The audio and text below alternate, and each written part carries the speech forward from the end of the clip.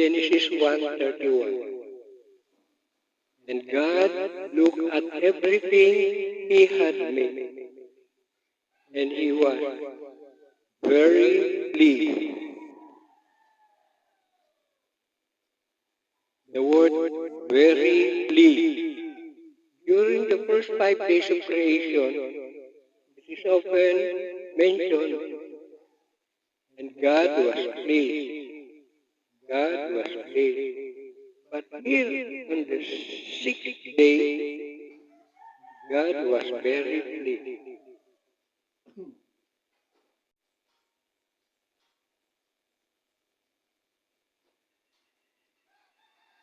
God looked at everything He had made, and He was very pleased.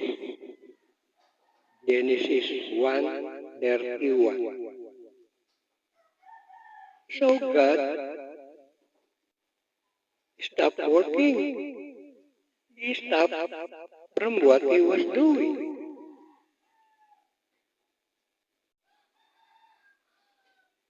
He set apart the seventh day as a special day of rest.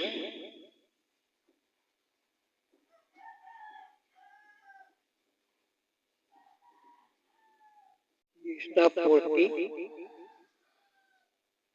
He stopped from what He was doing.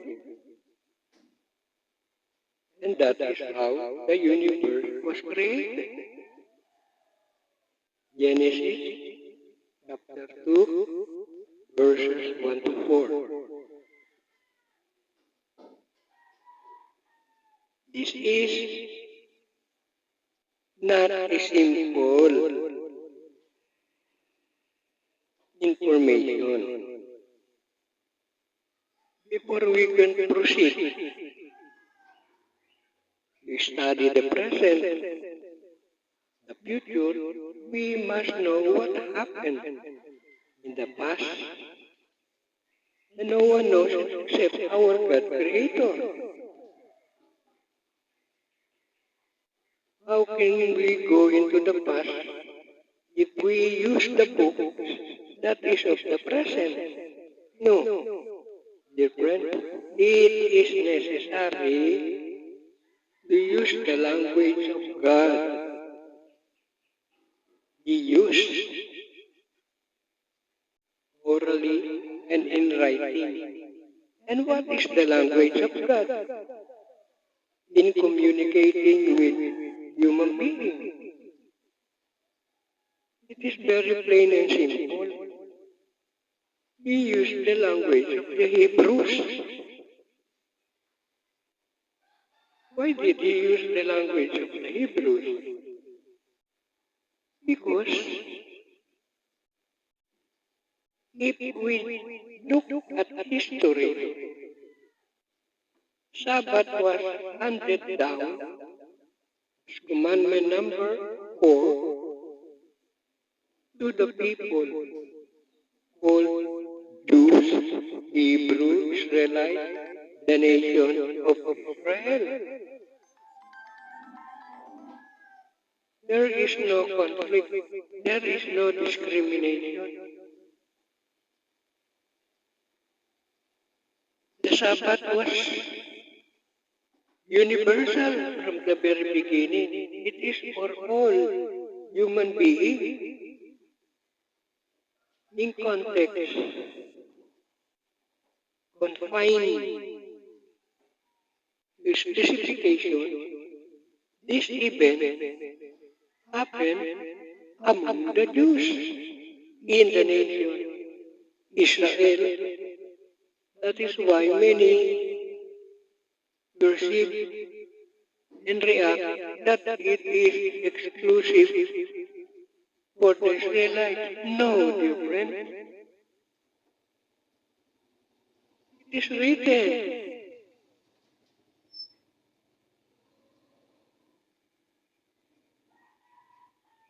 Sabbath was made for man and not man for the Sabbath. For the Son of Man, God Jesus, is also the Lord of the Sabbath. Fortunately and blessed are the Seventh-day Adventists. This is a common knowledge already. I am speaking now because God woke me up for many, many years ago. God has been communicating with me every 1 o'clock, 2 o'clock, 3 o'clock. And I have compiled our conversation in a short manual entitled God and Me, not God and I. Although they say it is grammatically correct. Yes, I cannot use the title God and I because I am lower than my God Creator.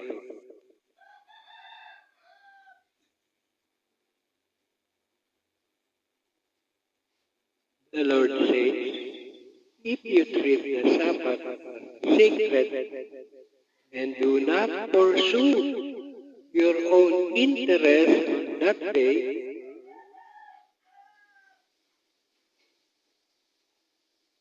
plain English, simple English, if you do not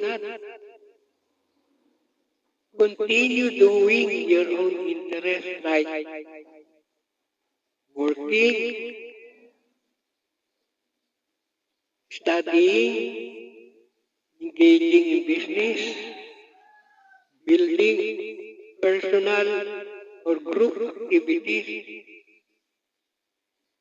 do not pursue.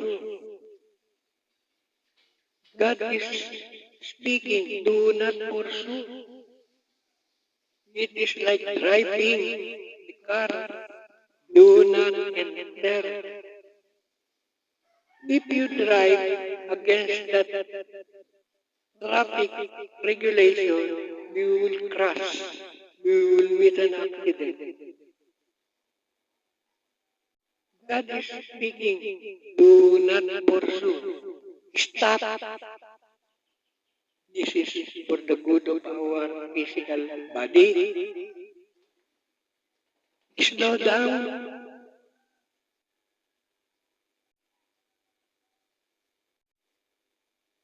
Communicate with our God. Without God, there's nothing we can do.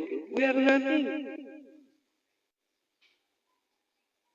Should we not be thankful that our Almighty God Creator is spending every moment of the 24-hour time reckoning with us?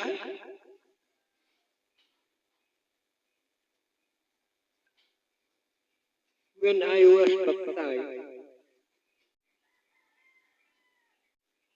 my first wish after Pastor Jerry Patalingo took me out of the water,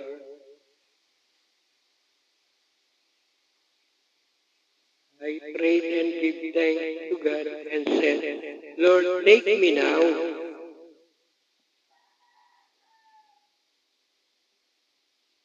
Although it is equivalent to kill me now,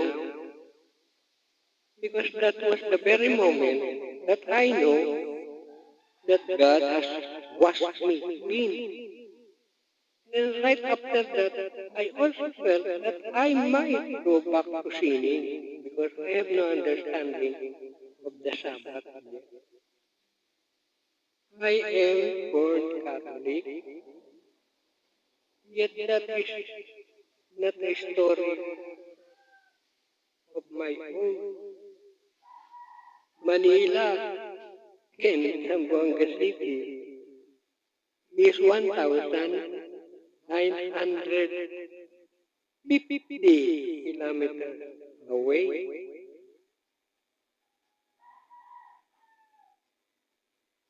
And God brought me here.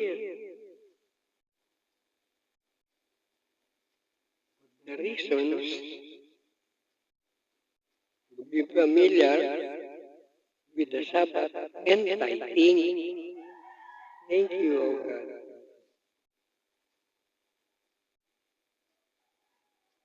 This very moment, the ticking the clock is an indicator of the pulse rate, heartbeat, brain beat of our body. For the last 6 days, our body is very tired. Although some people, because of being very industrious, do not feel the burden that the body is already complaining about. When a person coughs, it is a language from the respiratory system.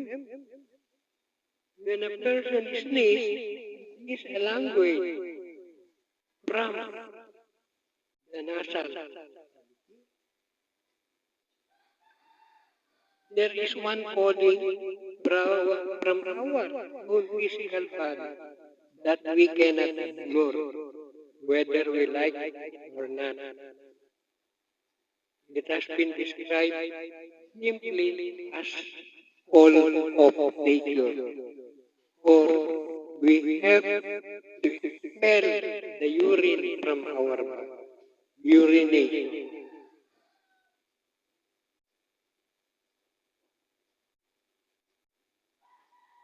On this subject, whether the Philippines or anywhere else in the world,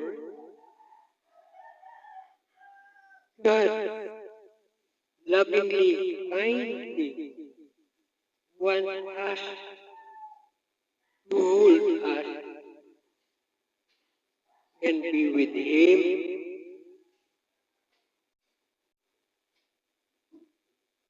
Visualize, dear friend, from this very moment, we have again to wait for another 6 days to be with God 24 hours. And no one can say that every moment he has the chance to live, opportunity to be alive. No one knows that except God.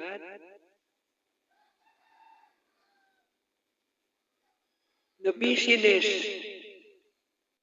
the work schedule of a person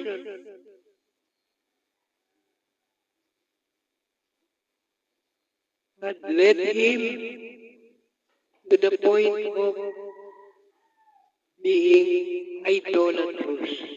Why? His concern is for his family. The family is now a rival, a competitor of God's love and attention. We must consider this situation, dear friend. When God with the family is God's ownership, possession. Adventists have many hymnal songs directed by the Holy Spirit hundreds centuries ago.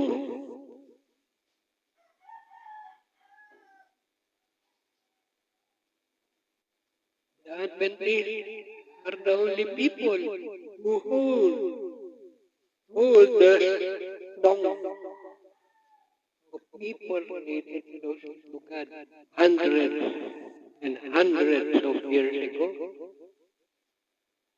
Archived songs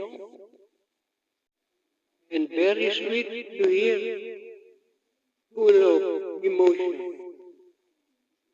When a person sings, it is an overflowing emotion from the heart with the mind and the whole body.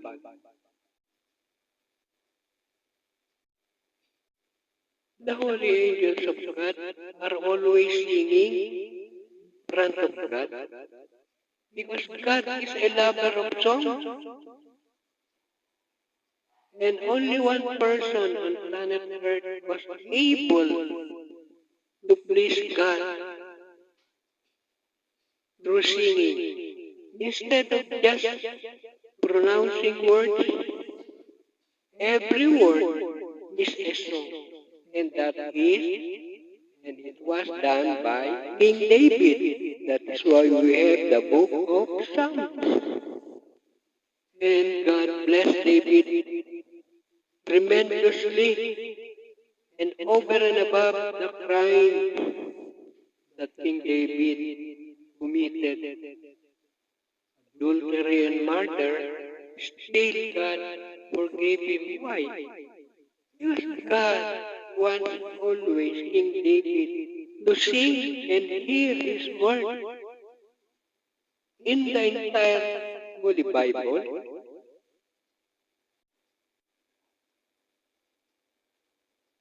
reciting the psalm is already music to the ears of God. How much more if we sing? No Adventist can be an Adventist if he or she does not know how to sing. It is an insult to God when an Adventist says, I have no talent like singing. Dear brother, sister, do not say that word. You hurt God. God is a perfect God. He gave us all, everything, because we were created in the image of God. What God has, we have. On this Holy Sabbath day, within the confines of the wall of this room, and whenever songs of praises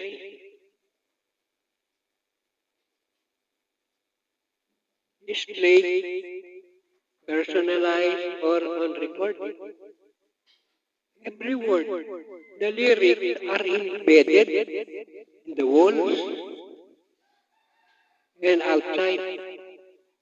Satan cannot penetrate this place or his demon. The sound of a song of worship is like flashes of lightning, thunderbolt, rumbling to Satan and his demon.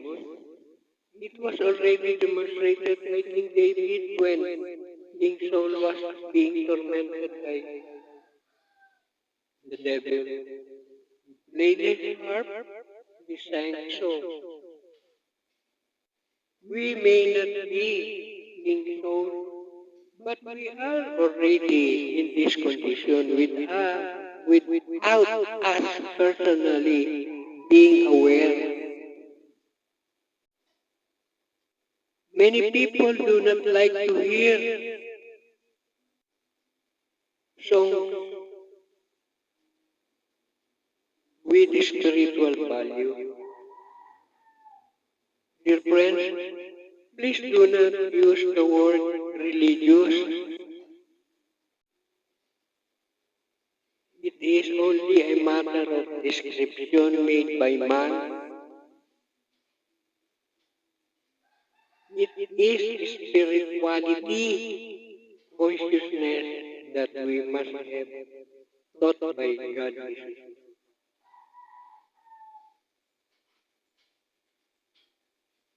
If you treat the Sabbath sacred and do not pursue your own interest that day, if you value my holiday by not traveling, working, talking idly on that day, then you will find the joy that comes from serving, and I will make you honored all over the world.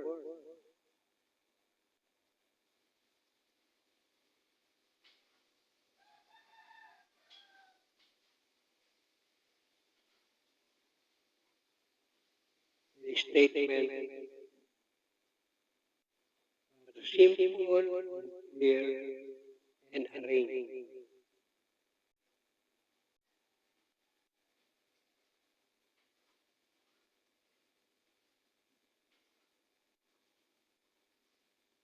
I have to pause because I'm waiting for what Holy Spirit wants me to say.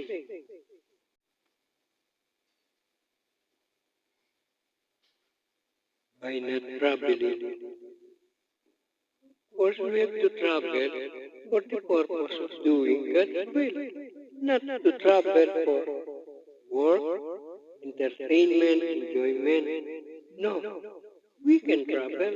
It is the purpose of God to move always carrying His command. We are missionaries. How can we be missionaries if we only stay in one place? Nowadays, we can be missionaries through the use of the internet. But it is better to move and conduct personalized, realistic evangelism.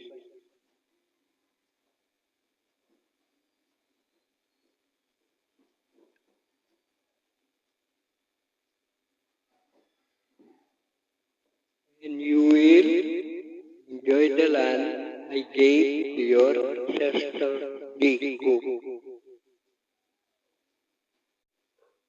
Do we really have the right to that land? We are not by blood Israelite. Yes, we have because all of us came from one human being, Adam with Eve. We are all brother and sister. And the blessing on the Sabbath day is for all of us created by God.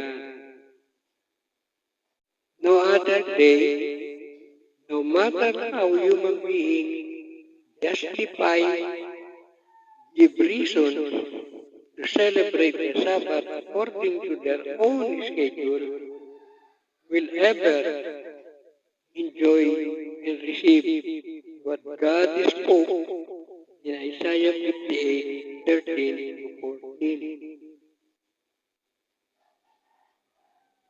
Any other day, Wednesday, Thursday, Friday, Sunday, God did not pronounce this blessing. He blessed every day, but not this special Sabbath blessing. I am speaking without knowing that any moment God will take away the chance for this body to continue existing. Fortunately, I am always prepared and ready, just like you, dear brethren, Seventh-day Adventists. When God, Lord Jesus Christ, returns in glory, He will kill us all. This physical body will be killed. For this physical body cannot ascend and enter the spirit kingdom of God. So, while we are here, we must be mentally, emotionally, physically, intellectually, be prepared to abandon and lose everything. When we sleep, we are dead. Clinically, and only God can return that breath of life. We are containers of the Spirit of God. Use our bodies in our thoughts, words, and deeds to glorify God. Kind words are like honey.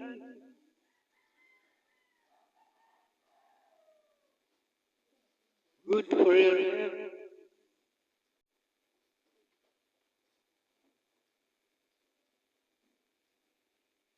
There is a human saying slogan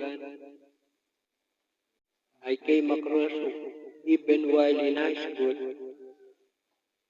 To err is human, to forgive is divine. The word err means to commit mistake, sin, intentionally or unintentionally. Followed by the statement which is simple but powerful, to forgive is divine. So that very moment, I pray, Lord, please make me understand clearly this statement. To forgive is divine. When a person forgives, pardon,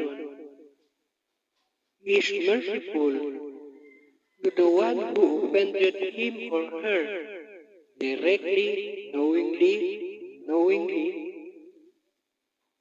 we who pardon and forgive our fellow human being enter into the nature of a God, because it is written that only God can forgive sins. So I pray, Lord, give me the strength, sincerity, the humility to forgive always. Forgive always. And you commanded also, your Father in heaven will forgive you if you forgive others. Yes,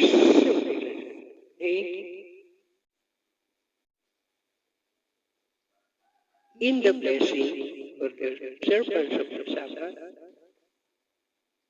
it is written, as God pronounced, and you will find the joy that comes from serving. What is that joy? The way I see it for many years after my baptism, October 26, 1996, the Sabbath is not physically joyful unless I hear singing. In preparation day for the Sabbath, as an Adventist, we are preparing to worship God in a special way when the Sabbath sets in after Sunset Friday, wherever we are. I am amused observing us, brethren, fellow Seventh-day Adventists, preparing to worship God and preparing the food.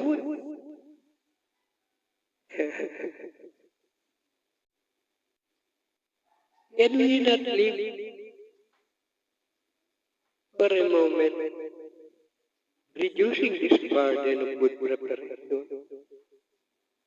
If we consume 1 hour, 2 hours, 3 hours, why not just use 1 hour and at the same time give the material, physical food, the recipe, for example, involves 10 kilos, why not just reduce it to 1 kilo? When Jesus was on earth physically, he combined prayer and fasting and prayer, and taught Moses to do it. those who are physically capable with no ailment must observe a little form of fasting. Fasting is not always a sacrifice. It is denial. When we like what we is meant, savory, sweet, that is enough satisfaction. The air, do not go to the extent of biting, chewing, and swallowing the source of the sweet smell. The Sabbath is a spiritual day.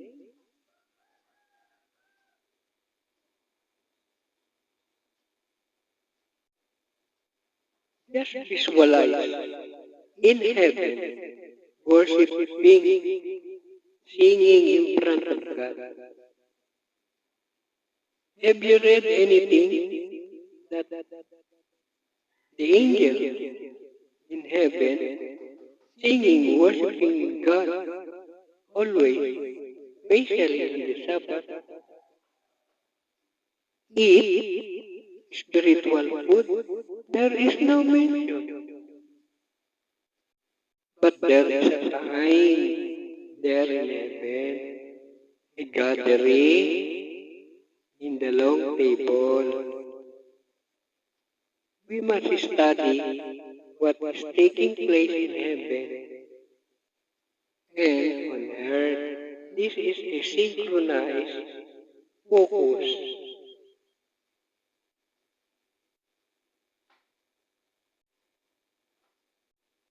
I am very glad that I am used by God together with you. We live only from moment to moment, from one heartbeat, pulse beat, brain beat, doing according to the program of God. I personally do not use the word religious. I use spirituality.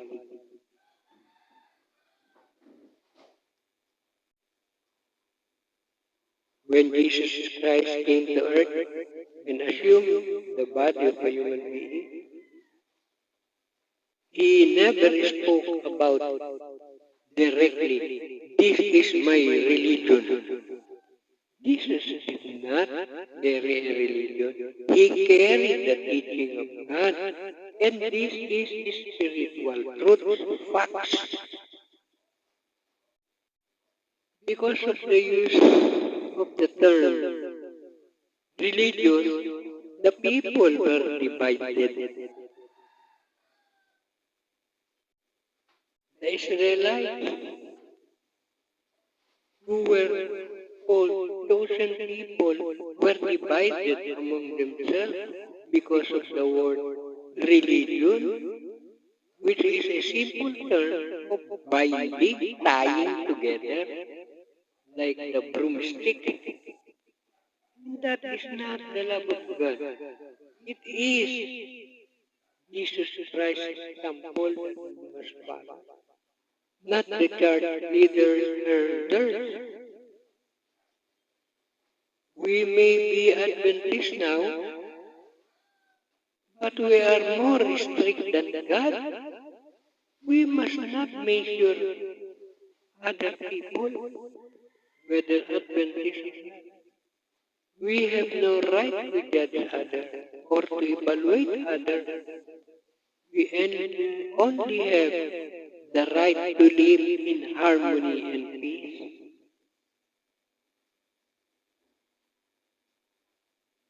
From day one of God's creation to the sixth day, God gave me the knowledge, the wisdom of computing in numbers. Day 1 is already computed, dated numerically as 10,450 BC. The next, with a difference only of always 1,000, 9,450 BC, 8,450 BC, 7,450 BC, 6,450 BC, 5,450 BC, 4,450 BC, when Adam is mentioned in the Bible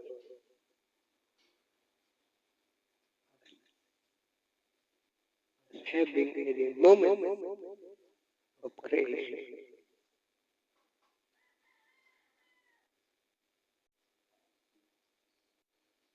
There is a surprise, powerful gift from God already received by me.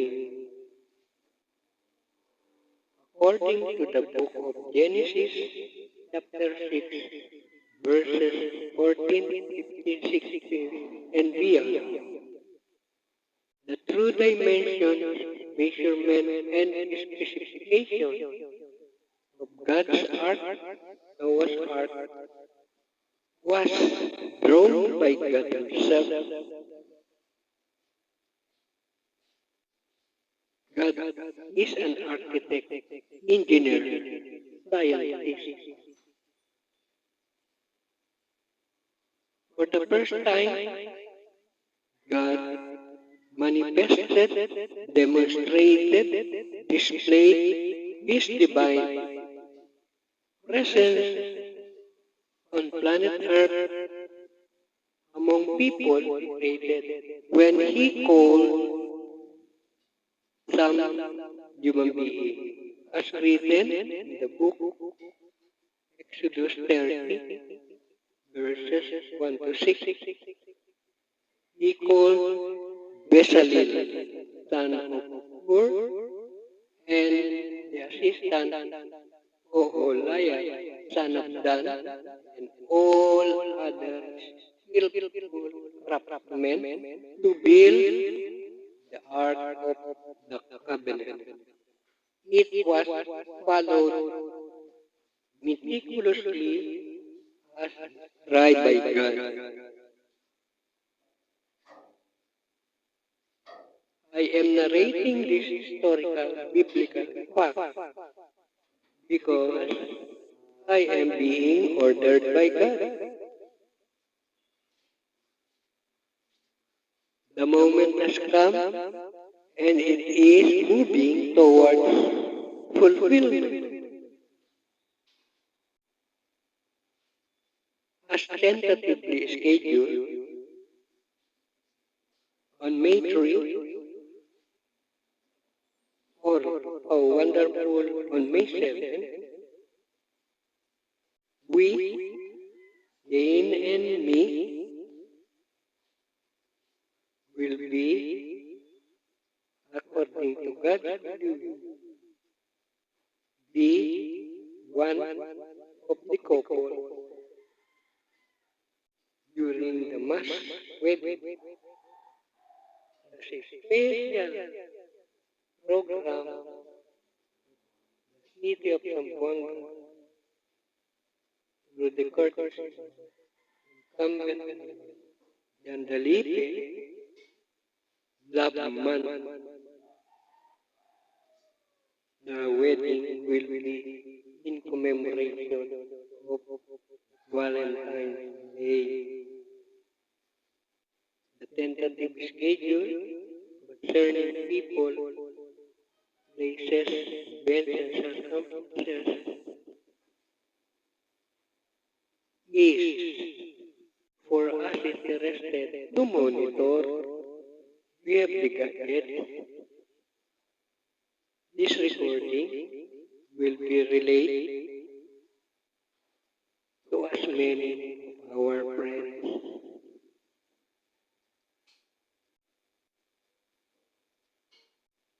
The venue is very wide for my friends to greet me personally. Those who can come or their representatives. I would be very happy to know that they are still alive and strong, powerful and successful. Because once upon a moment, they entered the Nipahat, the Bahay Kubo. They lived in Songdo, Barangay Kawi. It was only 10 feet by 23 feet with a height of 15 feet to the ceiling, made of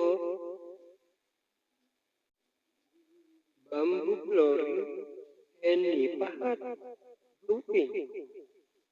Even the side walls were made of nipa, and it was very cool. How? Please help me visualize numerically, dear friend.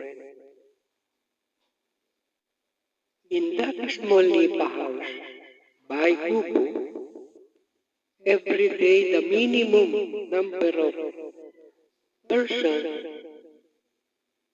who come and enter seeking assistance in their academic requirement, people I do not know, but who prayed and God granted their prayer. For 30 years, every day, at the rate of 5 people, how many thousands would there be? And if they are fortunate to hear and view this recording for our wedding day,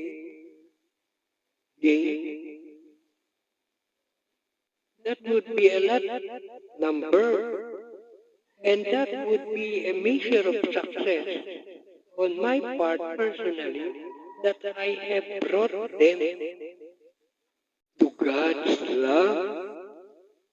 I never knew them, but when God used me as His loving instrument, all the needs of those people were granted with success. I have yet to hear one who failed, and this would be attributable to his or her own decision not to continue with what activity is sought assistance for. On this holy Sabbath day, Exodus 20 verses 8, remember, honor the Sabbath. We can do all our work, but on the Sabbath, God announced it clearly that Sabbath is my rest day. I am God who created everything. With this statement, we can know that we love God who first loved us. They are my own people, and I created them to bring me glory. Isaiah 43:7.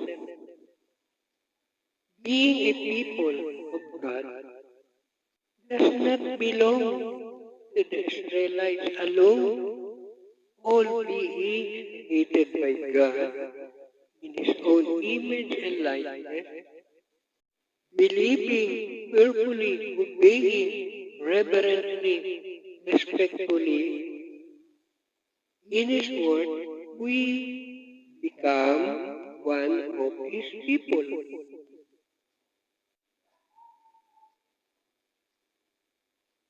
Do what is just or right. For soon I will say,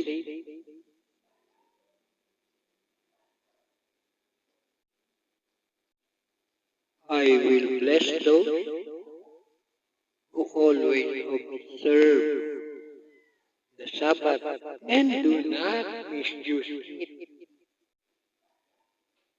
I will bless those who do nothing evil.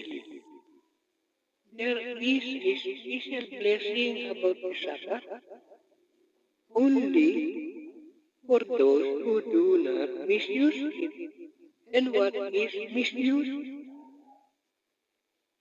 Sabbath can be abused, can be commercialized by those people who have no fear, respect for. When we come to God, we are nothing. And God will make us into a little something. Humility is not spoken, it is done. Just like love, love is not just to speak, I love you. It is a feeling between two hearts, two minds, two bodies, bounded by God which is spiritual.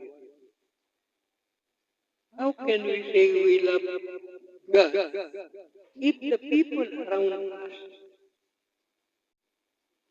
we can see we do not love?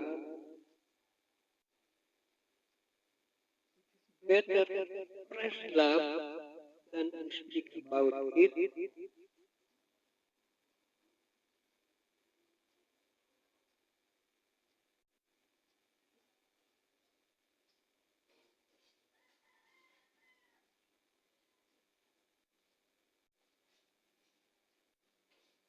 The Sabbath is our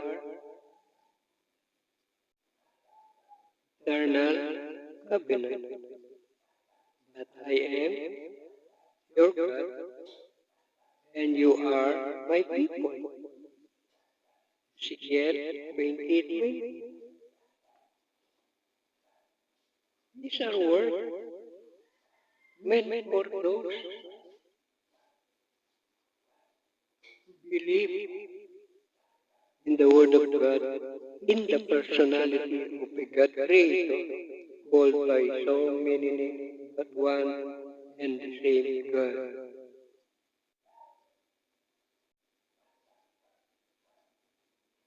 Sabbath was made for man, that man for Sabbath, for the Son of Man is also Lord of the Sabbath.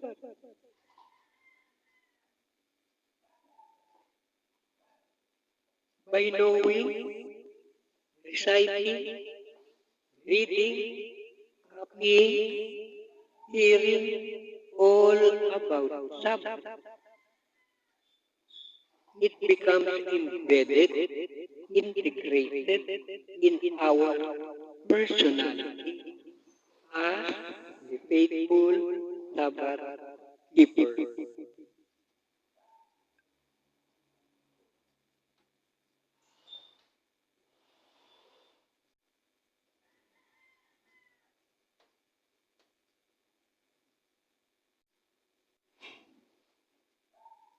The blessing of being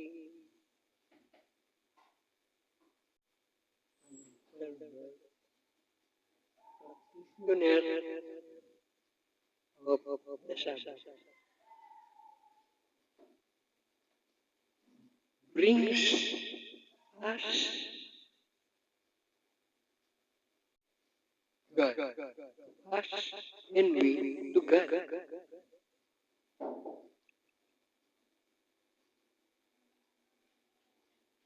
The Sabbath is not debatable. It is not an issue for argument. We cannot change the word of God. Just look at the calendar. It is Gregorian, but the counting is 7 and Sabbath is secured.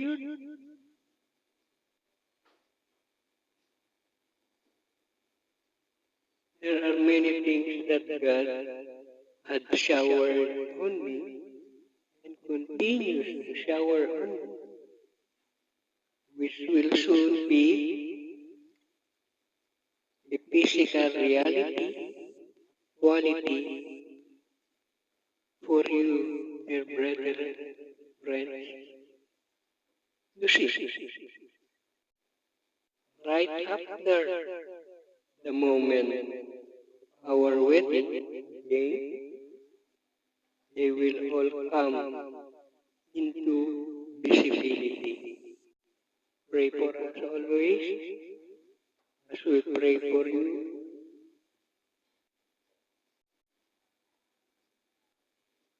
Dear brethren, the Lord said, I, the Lord, am all you need. Book of Numbers 18:20. May we enter into this moment, sing tonight with the moment of worship in Israel, which began at 6 sunset, and in the Philippine time zone, which began last midnight Friday. When Israel began worship on Sabbath moment, heaven also opened. When Israel finishes Sabbath observed on their day reckoning, sunset Saturday, heaven closes, and heaven exists a spiritual attendee and a physical participant for this moment. Thank you very much, and my son,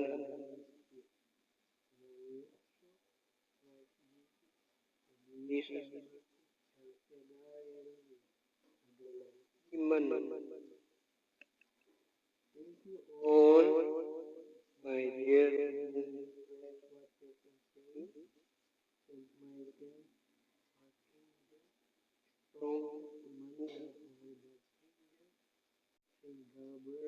Saint Raphael, Saint Uriel, Saint Raga,